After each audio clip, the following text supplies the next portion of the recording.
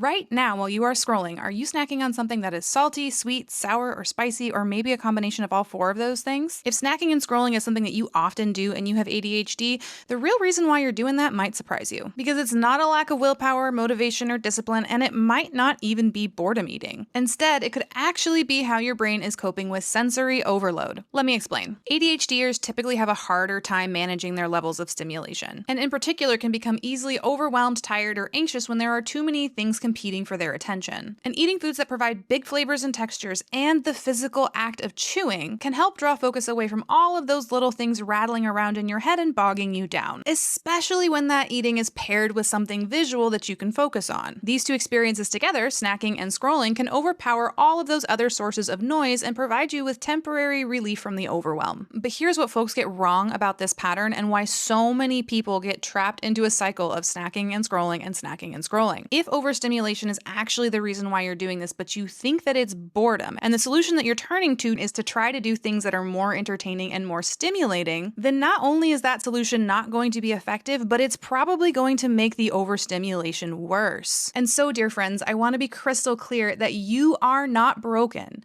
because you use food to help you meet your needs and to cope with overstimulation. It is not necessarily a problem that needs to be fixed. However, when food is your only tool and you are in an environment that is causing chronic overstimulation, needing to rely on that tool constantly can lead to you feeling not so great physically and emotionally. And so if that's where you're at, it can be very helpful to expand your toolbox and work on building a lifestyle that better supports your beautiful neurospicy brain so that you don't need to use these coping tools quite so often. Addressing overstimulation can be a really great place to start. However, it's just one of 6 super common dynamics that can negatively impact your eating pattern and your relationship with food as an ADHDer. And in my experience as a registered dietitian specializing in ADHD, most of the people that I work with have at least 4 of these dynamics going on, if not all 6. And understanding all of the dynamics at play is a really vital first step at unteasing these patterns and cultivating a lifestyle that's truly supportive. And I would love to teach you all about it. So join me for a free interactive workshop on May 17th that will help you discover which dynamics are at play for you.